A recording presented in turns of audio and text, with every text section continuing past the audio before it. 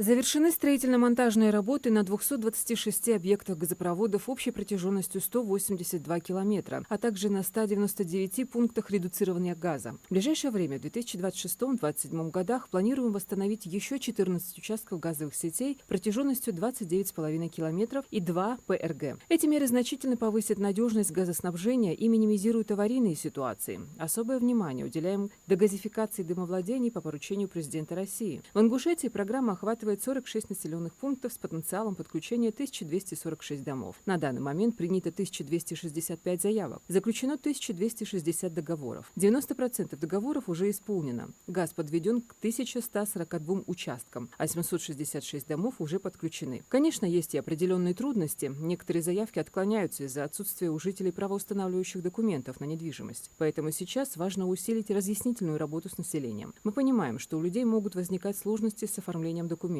Поручил местным администрациям активизировать работу в этом направлении. В каждом населенном пункте республики создаем мобильные пункты, где специалисты помогут оформить документы на домовладение и поставить их на учет. Наша общая задача – обеспечить газом каждую семью, имеющую на это законное основание. Убежден, что вместе с муниципалитетами и газовыми службами мы справимся с этой задачей.